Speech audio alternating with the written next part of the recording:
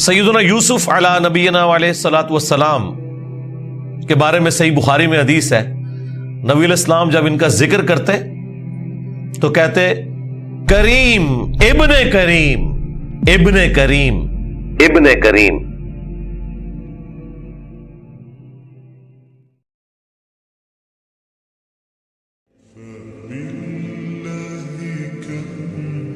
یوسف علیہ السلام چونکہ حضرت یعقوب علیہ السلام کے بیٹے تھے اور ظاہر ہے کہ ان کی لیگیسی کو آگے کسی نے تو لے کے چلنا تھا۔ یوسف علیہ السلام کے 11 بھائی تھے، ان میں سے ایک بنیامین تھے جو ایسے بھائی تھے کہ ماں اور باپ دونوں کامن تھے، اور باقی جو 10 بھائی تھے وہ دوسری والدہ سے تھے ان کے، وہ خالہ بھی لگتی تھی ان کی یوسف علیہ السلام کی، اور ظاہر ہے کہ ماں بھی تھی کیونکہ ان کے والد نے ان سے نکاح کیا ہوا تھا۔ 10 بیٹے اس ماں سے تھے، 2 یہ تھے، اور آپس میں ان کا ایک حسد والا معاملہ ہو گیا شیطان کی وجہ سے۔ ظاہر ہے کہ اب باپ کی لیگیسی کو کس نے آگے لے کے چلنا ہے، وہ ظاہر ہے وہ تو باپ نے تو ڈیسائیڈ ہی نہیں کرنا، وہ تو اللہ نے ڈیسائیڈ کرنا ہے۔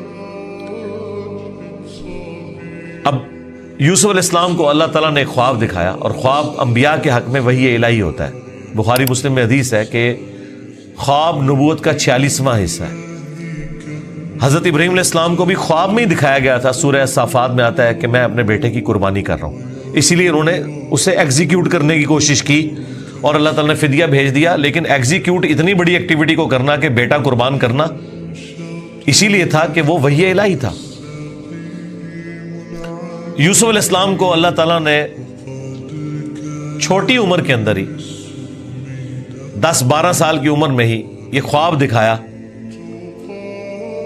کہ 11 ستارے اور سورج اور چاند انہیں سجدہ کر رہے ہیں۔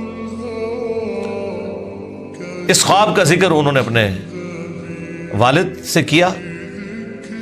ظاہر ہے اس زمانے میں تو والد ہی ڈائریکٹ ٹریننگ کیا کرتے تھے اپنی اولاد کی، اور ایک بڑی فرینکنس ہوتی تھی، اور پھر نبی کی اولاد۔ حضرت یعقوب علیہ السلام کو پتہ چل گیا کہ میری اس نبوت کا وارث اب یہ ہونے والا ہے، یعنی 12 بچوں میں سے اس کے سر کے اوپر یہ تاج نبوت سجنا ہے۔ تو ظاہر ہے باقیوں نے تو حسد کرنا ہے، حسد تو آ ہی جاتا ہے، آدم علیہ السلام کے بیٹوں میں آیا تھا، تو یہ اولاد آدم والا ہی معاملہ ہے۔ بہرحال وہ حسد آیا۔ حضرت یعقوب علیہ السلام نے یوسف علیہ السلام سے کہا تھا کہ اس خواب کا ذکر تم نے اپنے بھائیوں سے نہیں کرنا، ورنہ وہ تمہارے خلاف کوئی نہ کوئی چال چلیں گے۔ لیکن بہرحال یہ خواب والی بات کسی طریقے سے لیک ہو گئی، یوسف علیہ السلام نے تو نہیں کی، لیکن شاید آپ کی بیوی نے سنی اور انہوں نے باقی بیٹوں تک بات پہنچا دی۔ بہرحال کچھ ہوا ایسا معاملہ، اور ان کو اس اعتبار سے بھی اشارے مل گئے کہ یوسف علیہ السلام کے ساتھ زیادہ برتاؤ ایکسٹرا آرڈنری کرتے تھے یعقوب علیہ السلام، کیونکہ انہیں پتا تھا کہ یہ اللہ کے پیغمبر ہیں، اور انہوں نے اس توحید کی دعوت کو میرے بعد آگے لے کر چلنا ہے۔ حضرت یعقوب علیہ السلام کے جو باقی بیٹے تھے 10، 11واں تو خیر وہ چھوٹا تھا، وہ ان کا چھوٹا بھائی تھا، اس کے ساتھ تو مسئلہ کوئی نہیں تھا۔ وہ 10 بیٹوں نے اپنے باپ سے کہا کہ ہم دیکھتے ہیں کہ آپ بڑے پوزیسو ہیں یوسف کے معاملے میں، اسے آپ ہمارے ساتھ بھیجیں، یہ بھی ہمارے ساتھ کھیلا کودا کرے، جب ہم اپنے جانوروں کو چرانے کے لیے لے جاتے ہیں تو اس کو بھی ساتھ لے جائیں گے، تھوڑی اس کی بھی آؤٹنگ ہو جائے گی۔ تو حضرت یعقوب علیہ السلام کو یہ بات کلک کر گئی کہ یہ کچھ کرنا چاہتے ہیں۔ ان کو تو اندازہ ہی نہیں تھا کہ اتنی بڑی آزمائش ان کا انتظار کر رہی ہے۔ یار 40 سال کی جدائی آپ امیجن کریں، اور قرآن میں آیا کہ وہ نابینا ہو گئے تھے رو رو کے، اس تکلیف سے وہ گزرے۔ تو انہوں نے کہا کہ مجھے خطرہ ہے کہ تم یوسف کو صحیح طریقے سے دیکھ بھال اس کی نہیں کرو گے، کیئرلیس ہو جاؤ گے، چھوٹا بچہ ہے، کوئی بھیڑیا اس پہ حملہ آور نہ ہو جائے۔ انہوں نے کہا ہمارے ہوتے ہوئے 10 بھائی جس کے ہوں تو پھر تو ہم پھر نام کے ہی جوان ہوئے۔ بہرحال وہ تقدیر میں لکھا تھا، ایسا تو ہونا تھا۔ یوسف علیہ السلام نے وہاں پہنچنا ہی تھا، جہاں اللہ تعالیٰ نے انہیں اتنا بڑا منصب عطا کرنا تھا۔ وہی ہوا، تنگ آ کے یعقوب علیہ السلام نے اجازت دے دی، وہ لے گئے یوسف علیہ السلام کو اور پلان یہ بنایا کہ اسے قتل کریں گے، لیکن ایک بھائی تھا جو آڑے آ گیا، اس نے کہا قتل نہ کرو، ہے تو ہمارا بھائی، ہم اسے کسی کنویں میں ڈال دیتے ہیں۔ اور ان زمانوں میں جو قافلے گزرا کرتے تھے وہ کنویں پہ پانی کے لیے رکتے تھے، تو ہو سکتا ہے کہ کوئی نکالے تو یہ اس کے ساتھ ہی چلا جائے، جان چھوٹ جائے، قتل نہ کرو۔ اور اس میں وہ یہ بھی کہتے ہیں کہ ہم اس وقت تو یہ ایکٹیویٹی کرتے ہیں، پھر بعد میں اللہ سے توبہ مانگ لیں گے، اللہ تعالیٰ بڑا بخشنے والا مہربان ہے، جو کچھ بھی ہے تیرے محبوب کی امت سے۔ یہ بھی قرآن میں نقل ہوا ہے، وہی سیم مینٹالٹی آگے چل رہی ہے، بعد میں نیک بن جائیں گے۔ اور انہوں نے ڈرامہ بازی یہ کی کہ یوسف علیہ السلام کے کرتے کے اوپر کسی بھیڑیے کا خون مال لیا اور کہا کہ ہم تو اسے سامان کے پاس چھوڑ کے گئے تھے، پیچھے سے بھیڑیا آیا اور یوسف کو کھا گیا، اور یہ اس کی قمیض ہے۔ عشاء کے وقت روتے ہوئے آئے، رات کے وقت قرآن کے الفاظ ہیں۔ حضرت یعقوب علیہ السلام کو سمجھ آ گئی کہ یہ میری آزمائش شروع ہو گئی ہے، کیونکہ توحید ایک ننگی تلوار ہے۔ انہیں سمجھ آ گئی تھی کہ میں نے اپنے بیٹے سے جو اتنی شدید محبت رکھی ہے نا، اللہ تعالیٰ مخلوق کی محبت کو برداشت نہیں کرتا، ایٹ لیسٹ ایک پیغمبر کے دل میں اس ایکسٹریم لیول کے اوپر جا کر۔ تو میری آزمائش شروع ہو گئی اب۔ تو انہوں نے کوئی بحث نہیں کی، انہوں نے کہا میں صبر کروں گا جو کچھ ہوا۔ ان کو پتا تھا کہ یہ اب اللہ کا فیصلہ ہے، کرنے سے کچھ نہیں ہونا، جو کوئی تھوڑی بہت کوشش کی وہ کی، انہیں اینڈ پہ ان کا میں اب صبر ہی کروں گا، جو اللہ اس کے لیے فیصلہ کرے۔ وہی ہوا، ایک قافلہ وہاں سے گزر رہا تھا، انہوں نے پانی کے لیے ڈول ڈالا، اور یوسف علیہ السلام کو اللہ تعالیٰ نے قرآن میں آیا کہ یوسف کو ہم نے تسلی دی کہ ایک دن آئے گا کہ تم اپنے بھائیوں کو بتا دو گے جو انہوں نے یہ غلطی کی تھی، ہم تمہیں سرخرو کریں گے، بہرحال ابھی تو تمہارے لیے یہ طے ہو گیا۔ اور ظاہر جبرائیل علیہ السلام آنا شروع ہو گئے چھوٹی عمر میں ان کے پاس، ان کی تسلی کے لیے، اسی لیے ڈھارس بندی۔ انہوں نے پانی کے لیے ڈول ڈالا، یوسف علیہ السلام نے وہ پکڑا اور باہر نکل آئے، اور بھائی جو ہیں چھپ کے یہ منظر دیکھ رہے تھے۔ انہوں نے کہا یہ نہ ہو یہ پھر واپس آ جائے۔ انہوں نے چند ٹکوں کے عوض، چند دراہم کے عوض بیچ دیا، کہا یہ ہمارا غلام تھا، تو بھاگ کے آئے، یہ ہمارا غلام ہے، اور جان چھڑائی اس طریقے سے۔ یوسف علیہ السلام بھی چپ کر کے چلے گئے، انہیں پتا تھا کہ میرے لیے فیصلہ ہو چکا ہے۔ اور کس تکلیف سے وہ مصر تک پہنچے، اور وہاں پہ غلاموں کا بازار لگتا تھا، وہاں بیچنے کے لیے عبرانی غلام، اور پڑھنا لکھنا بھی جانتے تھے، ذہین بہت تھے۔ تو عزیز مصر وہاں سے گزر رہا تھا، یعنی آپ سمجھ لیں بادشاہ کے بعد جو سیکنڈ پوسٹ ہوتی ہے۔ اس نے دیکھا کہ یہ تو شکل ہی غلاموں والی نہیں ہے، یہ کوئی ایکسٹرا آرڈنری بندہ ہے۔ اس نے خرید لیا اور لا کے اپنی بیوی سے کہا کہ یہ میں خرید کے لایا ہوں، اولاد تو ہماری کوئی نہیں، ہو سکتا ہے ہم اسے ہی اپنا بچہ بنا لیں۔ اور یوں یوسف علیہ السلام کہاں دور دراز کے شام کے علاقے جو سویلائزڈ بھی نہیں تھا، بھیڑ بکریاں چرانے والے بدو لوگوں میں سے اٹھ کے اس وقت کی سب سے سویلائزڈ حکومت مصر کی، فرعونوں کی حکومت، آج تک آپ یہ اہرام مصر گیزا کے جو ہے پیرامڈز یہ دیکھ رہے ہیں، یہ ان لوگوں نے تعمیر کیے ہوئے ہیں۔ وہاں پہنچ کے، اور قرآن کے الفاظ ہیں کہ ہم نے یوں اس کے لیے معاملہ آسان کر دیا کہ وہ عزیز مصر کی تربیت میں رہے اور علم حاصل کرے۔ ظاہر ہے کہ وہ کتنی بڑی بڑی میٹنگز ہوتی ہوں گی، جس میں میٹنگ کا ارینجمنٹ کرنا، کھانے پینے کا ارینجمنٹ کرنا، اور ایک خادم کی حیثیت سے باتیں بھی سنتے ہوں گے۔ یوں اللہ تعالیٰ نے ان کی لرننگ کروائی، اور یوں وہ جوانی کی عمر کو پہنچ گئے۔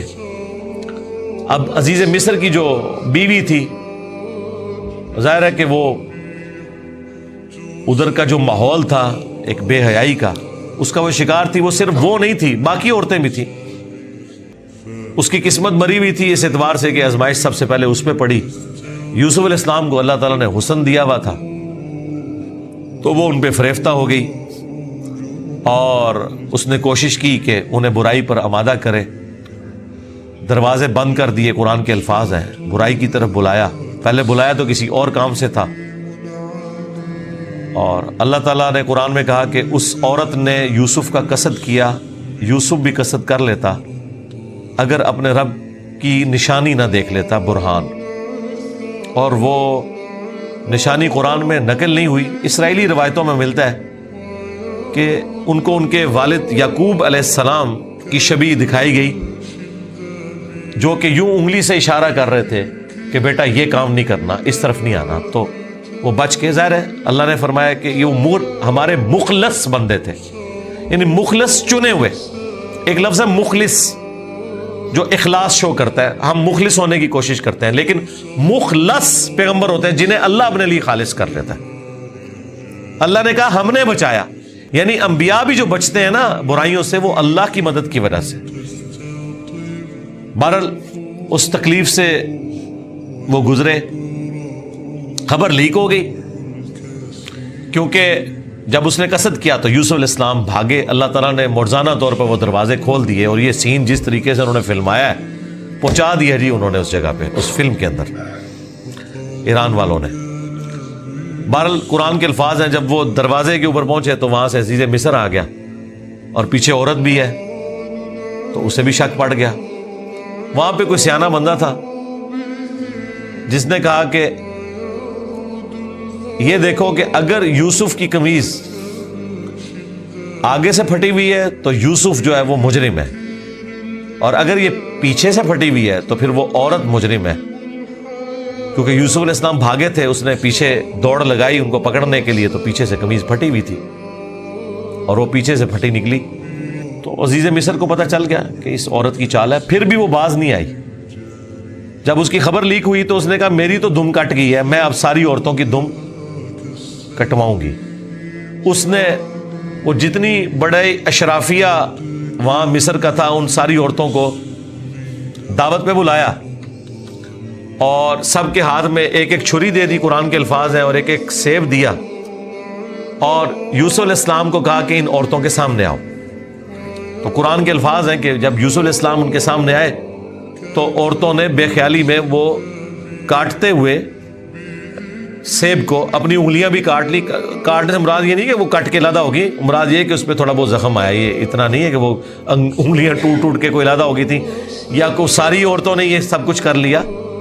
ڈاکٹر سرار صاحب نے اس کی اچھی توجہ بیان کی ہے کہ ہو سکتا ہے کہ کسی عورت کی انگلی زخمی ہو، اور یوسف علیہ السلام جو کہ غلام تھے وہ اس کی طرف متوجہ ہوں کہ میں اس کو پٹی کر دوں یا اس کے لیے کچھ ارینجمنٹ کروں، تو باقی عورتوں نے یوسف علیہ السلام کو اپنی طرف اٹریکٹ کرنے کے لیے جان بوجھ کے خود ہی اپنی انگلی کاٹی ہو کہ تاکہ وہ متوجہ ہوں۔ کوئی بہرحال اس طرح کا سلسلہ ہوا ایک ایکسٹرا آرڈنری، اور جب یہ حالت ہوئی تو اس نے پھر کہا کہ ہاں یہ تھا جس کے لیے تم مجھے بات کر رہی تھی، تم لوگ بھی تو اس میں گرفتار ہو گئے۔ اور پھر اس کی ڈٹائی ہے، اس نے کہا کہ میں اسے برائی کی طرف بلا رہی ہوں، اگر اس نے یہ میری بات نہ مانی تو میں اسے جیل میں ڈلوا دوں گی۔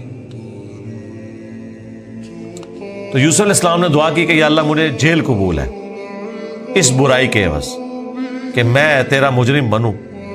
دیکھیں کوئی گناہ بھی نہیں کیا، برائی سے بچے ہیں، ہم ہوں تو ہم کہ ہمیں انعام ملے، وہ کہہ رہے ہیں مجھے انعام میں جیل مل جائے کہ میں ان کے شر سے بچ جاؤں۔ بہرحال پھر وہ بہانہ کر کے ان عورتوں نے جھوٹے الزامات لگا کے یوسف علیہ السلام کو جیل میں ڈلوا دیا۔ یوسف علیہ السلام بھی راضی تھے، ٹھیک ہے چلے گئے۔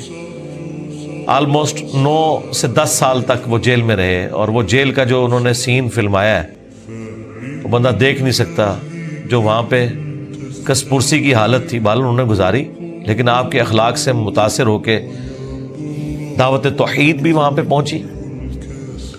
اور اسی دوران 2 ایسے قیدی تھے کہ ان دونوں نے الگ الگ خواب دیکھے، اور انہوں نے یوسف علیہ السلام سے کہا کہ آپ اچھے بھلے معلوم ہوتے ہیں، اگر آپ تعبیر بتا سکتے ہیں۔ انہوں نے کہا میں اس کی تعبیر جو بتاؤں گا وہ تعویل ہوگی، پھر وہ مقدر ہو جائے گی۔ اور وہ خواب انہوں نے اپنا بیان کیا۔ ایک نے خواب یہ بیان کیا کہ میں نے یہ دیکھا کہ میں اپنے رب یعنی اپنے اس بادشاہ کو شراب نچوڑ کے دے رہا ہوں، دونوں کے قتل کے فتوے جاری ہو چکے ہوئے تھے. تو یوسف علیہ السلام نے اسے کہا کہ تم عنقریب چھوٹ جاؤ گے. دوسرے نے دیکھا کہ میرے سر کے اوپر روٹیوں کا ایک ٹوکرا ہے اور اس سے جانور پرندے کھا رہے ہیں, تو ان کا تم سولی دیے جاؤ گے اور تمہاری لاش سے جانور کھائیں گے. اور وہی ہوا. اور قرآن کے الفاظ ہیں کہ جسے نجات ملنے والی تھی اسے یوسف علیہ السلام نے کہا کہ جب تم چھوٹ جاؤ تو اپنے بادشاہ سے میرا ذکر کرنا کہ میرے ساتھ یہ زیادتی ہوئی ہے. لیکن قرآن کے الفاظ ہیں کہ شیطان نے وہ ذکر بھلا دیا. ظاہر ہے اللہ نے تو کوئی اور ہی فیصلہ کیا ہوا تھا. اور یوں آلموسٹ 9 سے 10 سال ان کے جیل میں کٹ گئے, یہاں تک کہ اس بادشاہ کا جو بیٹا ہے وہ تخت نشین ہوا اور اس نے خواب دیکھا. ظاہر بادشاہ کو اللہ تعالیٰ اس طرح کے خواب دکھایا کرتا تھا. مخلوقات کو دیکھنے کی ذمہ داری اللہ تعالیٰ نے بادشاہوں کے اوپر ہی رکھی ہوئی ہے جو ان کے انڈر رعایا ہے. کہ 7 دبلی پتلی گائے جو ہیں وہ نیل سے نکل کے 7 موٹی گایوں کو کھا رہی ہیں, اور 7 خشک بالیاں ہیں اور 7 جو ہیں وہ ہری بالیاں ہیں. اب یہ بڑا ایک ایکسٹراڈنری خواب تھا. اس نے اپنے وہ سارے تعبیر بتانے والے بلائے, سب کے سب عاجز آ گئے. تو وہ جو چھوٹ چکا تھا ایک قیدی, وہ بادشاہ کا بڑا قریبی تھا جو اسے شراب بنا کے دیتا تھا, اسے یاد آیا کہ ہاں ایک شخص قید میں ہے. اور یاد کب آیا دیکھیں 9-10 سال کے بعد. اس نے کہا میں ایک ایسے شخص کو جانتا ہوں کہ جو آپ کو اس کی تعبیر بتائے گا. تو وہ بادشاہ نے کہا ٹھیک ہے اسے لے آؤ یہاں پہ. یوسف علیہ السلام نے تعبیر بتا دی جو باقی معبر نہیں بتا سکے. بادشاہ کو بھی لگا یہ تعبیر اسی طریقے سے کہ 7 خوشحالی کے سال آئیں گے اور اس کے بعد 7 سال آئیں گے 7 ایئرز قحط سالی کے, جس میں آپ یہ والا غلہ جو سٹور کیا ہوگا وہ استعمال کریں گے, اور پھر اس کے بعد بارش ہوگی. 7 سال تک بارش نہیں ہوگی. اور ان 7 سالوں کے لیے آپ نے اپنی وہ والی گندم سنبھال کے رکھنی ہے جو ان خوشحالی کے 7 سالوں میں خوب پیداوار ہوگی. تو بادشاہ نے کہا انہیں بلا کے لاؤ. انہوں نے کہا نہیں پہلے میرا وہ مسئلہ حل کریں جو میرے اوپر الزامات لگا کے ان عورتوں نے اندر کیا. پھر بہرحال وہ معاملہ بھی سیٹل ہوا.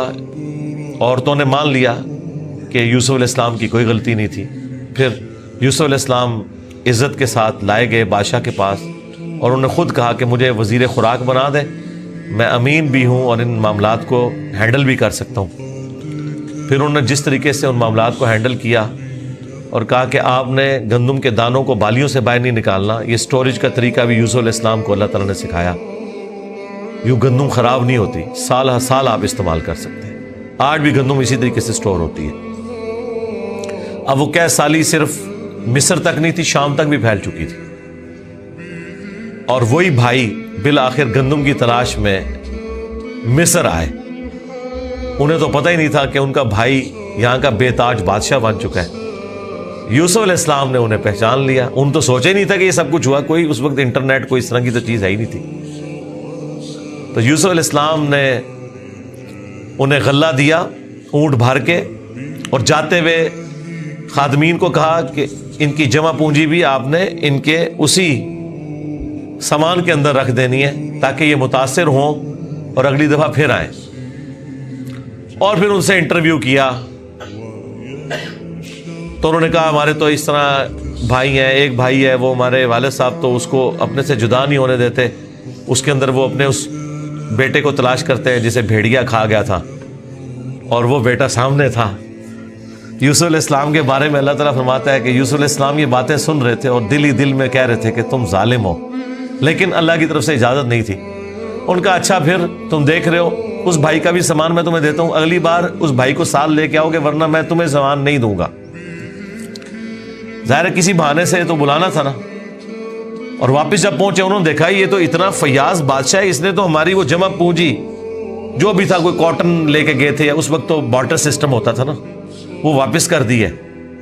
تو اپنے والد سے کہا کہ آپ اپنا وہ بیٹا بھی بھیجیں, وہ تو بڑا اچھا بادشاہ ہے. تو ان کا نا ایک دفعہ تم اسی کے بھائی کو لے گئے تھے, وہ واپس نہیں آیا, اس کو تو میں اب الگ نہیں کروں گا.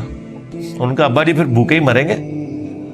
آپ کون سے شیخ عبد القادر جیلانی ہے کہ آپ نگاہ مار کے یہ کچھ کر لیں گے؟ ہاں تو اور کیا, گندم کے لیے انبیاء, ان کی اولادیں. اب بڑی فاقے آ جائیں گے, کیا کریں. ان کا ٹھیک ہے, بس دوسرا بھی اب دیتا ہوں. اور پھر اس میں انہوں نے ایک جملہ بولا کہ قریب ہے کہ اللہ تعالیٰ مجھے میرا یوسف بھی واپس کر دے. انہیں پتا چل گیا کہ ابھی بھی میری آزمائش باقی ہے. میں نے یوسف کو بنیامین میں تلاش کرنا شروع کر دیا تھا, ابھی بھی وہ والی کامل توحید جو اللہ کو ریکوائرڈ ہے نا, جو پیغمبر سے ریکوائرڈ ہے, ایکسٹرا آرڈنری. والذین آمنوا اشد حبا للہ, اس کا بھی اعلیٰ ترین درجہ. تو انہوں نے کہا بہرحال مجھ سے پکا عہد کرو کہ اس بھائی کو واپس لے کے آؤ گے یہاں تک کہ سارے قتل ہو جاؤ, پھر تو معافی ہے, ادروائز تم لوگ زندہ واپس آئے اور اس کو نہ لائے میں تمہیں معاف نہیں کروں گا. ان کا جی ابا جی عہد کرتے ہیں جی, میں فکر ہو جائیں آپ, ایسے ہی ہوگا. لے گئے. اب وہاں تو یوسف علیہ السلام نے پلان کیا تھا, جاتے ہی انہوں نے بنیامین کو تو اپنے پاس بلا کے کہا کہ میں تیرا وہ گم شدہ بھائی یوسف ہوں, بلکہ ان کی نظر میں تو وہ سمجھ لیں فوت ہی ہو چکے تھے. اور کہا کہ اپنے بھائیوں کو نہیں بتانا تم نے, میں ایک طریقے سے تمہیں یہاں روکوں گا کیونکہ بادشاہ کے قانون میں تمہیں روک نہیں سکتا. تو اس کے لیے قرآن میں الفاظ ہیں کذالک کدنا لی یوسف, ہم نے یوسف کو یہ تدبیر سکھائی تھی, ایک ہیلا سکھایا کہ وہ بادشاہ کا ایک قیمتی پیالہ تھا جو بنیامین کے سامان میں انہوں نے واپسی پہ رکھوا دیا, اور جب وہ واپس جانے لگے تو پیچھے سے آواز لگائی گئی قافلے والوں تم چور ہو. اور یوسف علیہ السلام کو پتا تھا کہ بنی اسرائیل میں چوری کی سزا یہ ہے کہ وہ شخص پھر غلام بن جاتا ہے جس کی اس نے چوری کی ہوتی ہے. ان کا بتاؤ اگر کوئی چور نکلا, ان کا جی جس کے سامان میں نکلا وہ آپ رکھیں اس بندے کو. تو انہوں نے مختلف جگہ سے شروع کیا, بنیامین سے سٹارٹ نہیں کیا ورنہ تو پلان ڈسکلوز ہو جاتا. الٹیمیٹلی بنیامین کے سامان میں سے نکلا. تو انہوں نے کہا ہاں اس کا بھائی بھی اسی طرح چور تھا, اندازہ کریں ہر جگہ وہ ٹھونگ مارتے سن نال نال. تو اچھا یہ پھر ایران والوں نے اس فلم میں کھولا ہے کہ وہ کس چوری کی طرف اشارہ کر رہے تھے. وہ یوسف علیہ السلام سے ان کی پھوپھی بڑی محبت کرتی تھی, وہ لے گئی تھی اور وہ ان کو اپنے پاس رکھنا چاہتی تھی. تو انہوں نے کہا کہ میرا فلاں قیمتی کپڑا جو ہے وہ چوری ہو گیا ہے, حالانکہ وہ چوری نہیں ہوا تھا, اور وہ یوسف علیہ السلام کے سامان سے انہوں نے ریٹریو کیا, اور اس کے بدلے میں یعقوب علیہ السلام کو کچھ عرصہ اپنے اس بیٹے کو اپنی بہن کے پاس چھوڑنا پڑا. تو یہ ان کو کلک کر گیا آئیڈیا, یہی والا آئیڈیا انہوں نے اپنے بھائیوں کے اوپر بھی اپلائی کیا, اور ان کے بھائیوں کا بھی اشارہ اسی طرف تھا کہ اس نے تو بچپن میں اس کا بڑا بھائی بھی چور تھا, حالانکہ اس نے چوری نہیں کی ہوئی تھی, نہ ادھر چوری والا معاملہ تھا. بہرحال ان میں سے ایک بھائی نے کہا بھائی میں تو اب واپس نہیں جاؤں گا, میں تو اب میں سے عہد کر کے آیا ہوں کہ بھائی میں تو اپنے بھائی کی یاد میں ادھر ہی رہوں گا جب تک کہ کوئی معاملہ نہ ہو. تم لوگ جاؤ نا ذرا اور جا کے ابا جی کو ساری صورتحال بتاؤ, اور بتاؤ کہ تمہارا یہ بیٹا چور نکلا ہے اور ہم لاکھ قسمیں کھائیں آپ نے ماننا نہیں ہے. تو وہ چلے گئے واپس. پھر حضرت یعقوب علیہ السلام نے ایک خط روانہ کیا, ریکویسٹ بھیجی عزیز مصر کو. انہیں تو نہیں پتا تھا کہ ان کا بیٹا ہی ہے, اور وہ بڑے دردناک انداز میں انہوں نے اس فلم میں فلمایا ہے. الٹیمیٹلی جب وہ اگلی دفعہ واپس آئے, ان کا ہمارے ابا جی تو پہلے ہی نابینا ہو چکے ہیں, اب یہ دو جدائیاں کیسے برداشت کریں گے, آپ رحم کریں, ہم پہ ترس کھائیں. پھر یوسف علیہ السلام نے کہا کہ تمہیں یہ ساری باتیں اس وقت نہیں یاد آئی, تمہیں یاد نہیں تم نے اپنے بھائی کے ساتھ کیا کیا تھا. تو وہ جب سٹوری انہوں نے بیان کرنی شروع کی تو انہیں پتہ چل گیا کہ یہ وہی یوسف ہے. اس نے پوچھا آپ یوسف ہیں؟ ان کا ہاں, دیکھو اللہ نے مجھے کیا کچھ عطا کی ہے.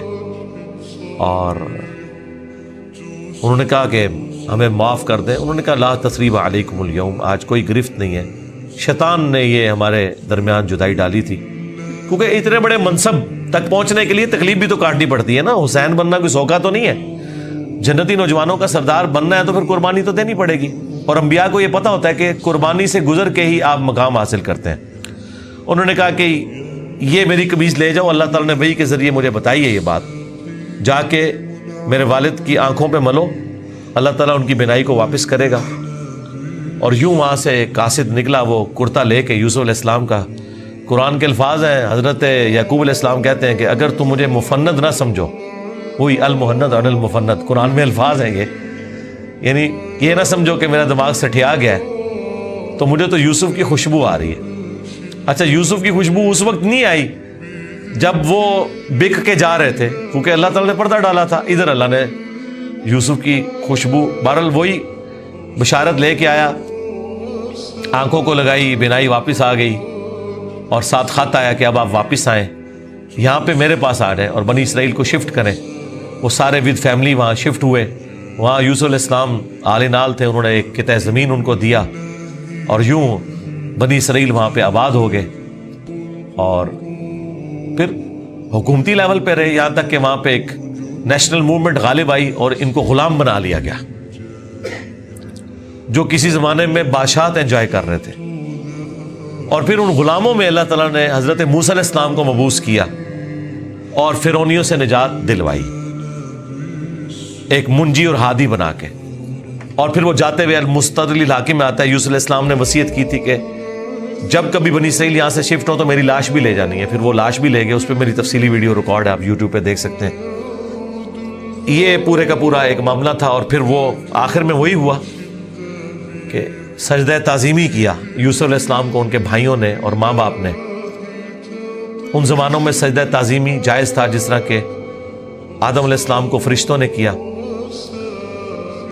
اس امت میں حرام ہو گیا. ابو داؤد میں اور ترمذی میں حدیث ہے کہ اگر میں سجدہ تعظیمی جائز سمجھتا تو بیویوں سے کہتا کہ اپنے خامدوں کو کریں اس حق کے سبب.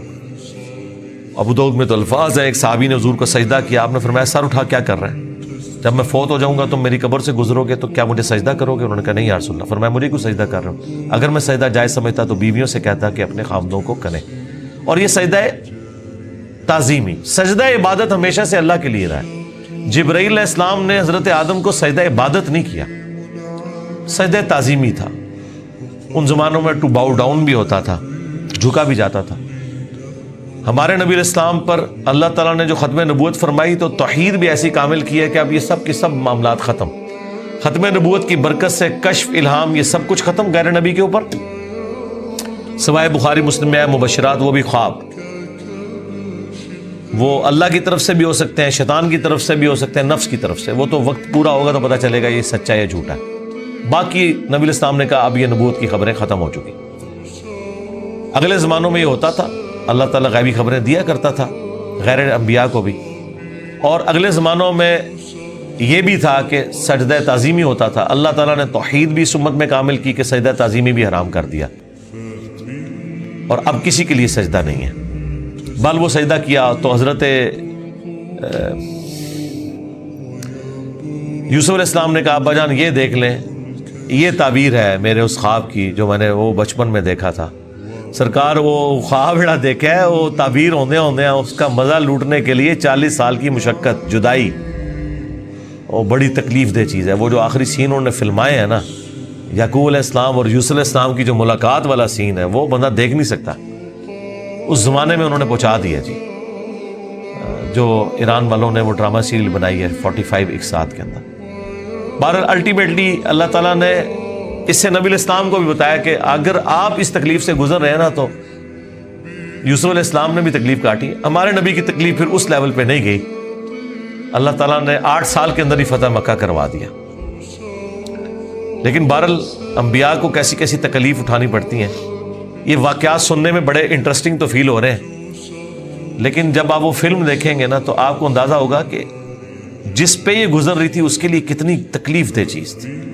ایک ایک لمحے پہ تکلیف جوڑی ہوئی تھی، اس کو ہم امیجن بھی نہیں کر سکتے.